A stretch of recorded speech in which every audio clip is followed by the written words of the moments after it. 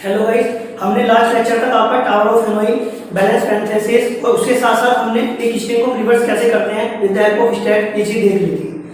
अब इस लेक्चर में कुछ और क्वेश्चंस एक्सप्लेन करते हैं।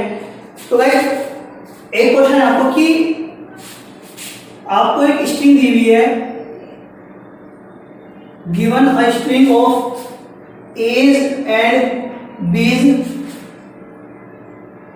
Check whether it is palindrome or not।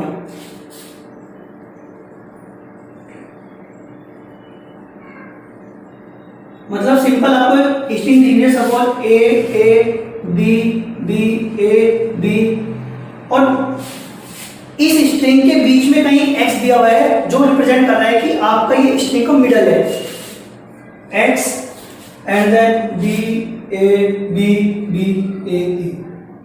आपको ये स्ट्रिंग दी हुई है, आपको चेक करना है कि इसको हम ये आपकी स्ट्रिंग पैलिंड्रोम है या फिर नहीं है। गाइस इस क्वेश्चन की दो अप्रोच है, एक हम इसको बिना स्टैक से कर सकते हैं और एक इसको स्टैक से करेंगे। दोनों अप्रोच बताता हूँ, आपको ढंग से क्लियर हो जाएगा, जो से आपको अच्छा लगेगा आप उसे इंप्लीमेंट कर सकते हो। गाइस जब सबसे पहले मैंने एरे को रिवर्स लगाया था तो उसमें सिंपली एक चीज बताई थी कि आपको एक पॉइंटर यहाँ पे रखना है, सपोज एक्स नाम से, और एक यहाँ पे रखना है वाई नाम से। ठीक है, आप इन दोनों को स्वैप करते जाओगे और स्वैप करने के बाद अपना एक्स बढ़ा दोगे और वाई को घटा दोगे। यहाँ पे क्या करना है, यहाँ पे आपको चेक करना है कि आपका एक्स और वाई दोनों सेम है। अगर सेम है तो गाइस आप अपना एक्स को बढ़ाओगे और वाई को घटा दोगे और बार बार आपको ये चेक करना है। अगर किसी पॉइंट पे ऐसा होता है कि आपका एक्स और वाई दोनों सेम नहीं है तो आप वहीं से कट कर देना फॉल्स। और अगर सेम चल रहे हैं तो कब तक करना है, until X and Y meet at X. जो ये एक्स है बीच में कैपिटल वाला, यहाँ पे मिडिल एलिमेंट है जो आपको मिडिल यूनिट कर रहा है स्ट्रिंग का, जब तक ये एक्स और वाई इस कैपिटल एक्स तक नहीं पहुंचते जब तक आपको इन दोनों को चेक करते जाना है और हर चेक के बाद आपको इस एक्स को इंक्रीमेंट और इस वाई को डिक्रीमेंट करना है। तो भाई ये एक सिंपल अप्रोच है जो हम बिना स्टैक से यूज कर सकते हैं इस स्ट्रिंग को चेक करने के लिए कि ये पैलिंड्रोम है या फिर नहीं है। अब देखते हैं कि इसको हम विद हेल्प ऑफ स्टैक कैसे सोल्व करते हैं।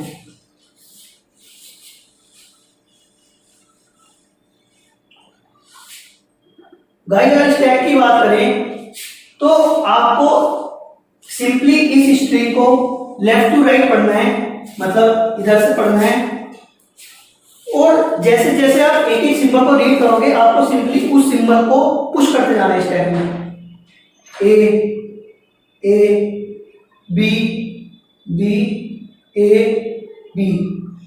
कब तक पुश करोगे, जब तक पुश करना है जब तक हम एक्स पे नहीं पहुंचते। जैसे ही हमें अपना सिंबल कैपिटल एक्स दिखा मैं सिंपली उसको रीड करूंगा, कुछ ऑपरेशन परफॉर्म नहीं करूंगा, देन मैं उस पर आगे चलूंगा।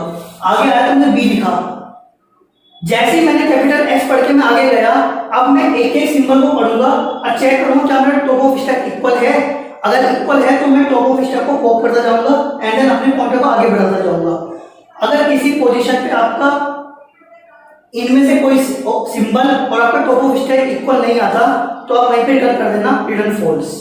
ठीक, तो भाई ये बहुत सिंपल अप्रोच है कि हमने मतलब इसको स्टैक की हेल्प से कैसे चेक करा स्ट्रिंग को कि पैलिंड्रोम है या फिर नहीं है।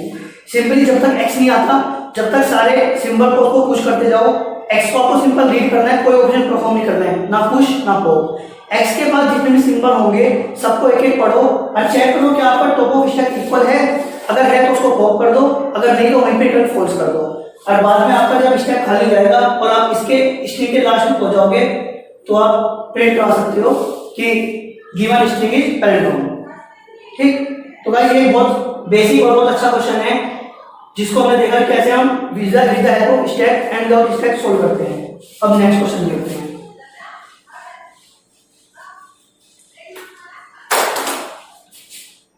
गाइस नेक्स्ट क्वेश्चन है आपका रिवर्स स्टैक। मुझको एक स्टेप को रिवर्स करना है। हम स्टेप को रिवर्स में दो तरह से कर सकते हैं। एक है गाइस आपका with the help of recursion and another है विदाउट रिकर्शन। अगर पहले विदाउट रिकर्शन की बात करूं तो गाइस मैंने आपको सबसे पहले बताया था कि स्टैक को हम दो तरह से इंप्लीमेंट कर सकते हैं, one with the help of array and another with the help of link list. तो आपको विदाउट रिकर्शन में सिंपली जो स्टैक है उसको इंप्लीमेंट करना है लिंक लिस्ट से। Implement stack using link list. अब क्योंकि जब आपने स्टैक को लिंक लिस्ट इंप्लीमेंट कर दिया तो स्टैक आपका एक लिंक लिस्ट की तरह दिखना शुरू हो गया। जब आपका वो लिंक लिस्ट की तरह दिखना स्टार्ट हो गया तो आपको पता है कि लिंक लिस्ट को रिवर्स कैसे करते हैं। अगर आपको अब तक नहीं आता कि हम एक लिंक लिस्ट रिवर्स कैसे करते हैं तो भाई मैंने आपको बताया था, उसकी वीडियो मैंने आपको ऊपर आई बटन में दी हुई है, आप उसको वहां से चेक करें एक बार कि हम कैसे एक लिंक लिस्ट को रिवर्स करते हैं। अब क्योंकि जब आपका स्टैक सिंपली लिंक लिस्ट की तरह फॉर्म हो गया तो अब जैसे हमने सिंपली रिवर्स लिंक लिस्ट करी थी सेम उसी तरह अब हम इस स्टैक को भी अपना रिवर्स कर सकते हैं। भाई जब हमने लिंक लिस्ट स्टैक को लिंक लिस्ट की तरह इंप्लीमेंट करा तो आपका स्टैक एक लिंक लिस्ट की तरह शो होना स्टार्ट हो गया। क्योंकि अब वो लिंक लिस्ट बन गया स्टैक तो हमें पता है कि हम लिंक लिस्ट को रिवर्स कैसे करते हैं, सेम उसी तरीके से हम अपने स्टैक भी रिवर्स कर सकते हैं। तो भाई ये बड़ी मतलब एक बेसिक अप्रोच थी जो हम विदाउट रिकर्शन करते हैं। अब देखते हैं रिकर्शन की हेल्प से कैसे करेंगे। गाइस रिकर्शन की हेल्प से स्टैक को रिवर्स करना थोड़ा सा ट्रिकी है, मैं आपको अप्रोच बता रहा हूँ, उसको आप इंप्लीमेंट करके देखें। कोई दिक्कत आती है तो आप मेरे से पूछ सकते हैं, आपको मेरा लिंक दिया है डिस्क्रिप्शन बॉक्स में और टेलीग्राम चैनल का लिंक भी दिया हुआ है, कहीं भी आप अपने डाउट पूछ सकते हैं। गाइस जब भी हम एक स्टैक को रिकर्शन की हेल्प से रिवर्स करना चाहेंगे तो आपको सिंपली क्या करना है, simply put the symbol in the function call stack. होगा क्या, आपने रिवर्स नाम से एक फंक्शन बनाया, एक स्टैक बना हुआ है 1 2 3 4 5। आपको बार बार इसी को रिवर्स कॉल करना है, कब तक, until स्टैक इज एम्प्टी। अब यहां पे आपको क्या चीज लिखनी है ये आपको सोचनी पड़ेगी। मैं आपको हिंट दे रहा हूं उस क्वेश्चन का थोड़ा सा कि आपको रिवर्स फंक्शन बनाना है, बार बार रिवर्स कॉल होगा जब तक कॉल होगा जब तक यहाँ पे स्टैक एम्प्टी नहीं होगा।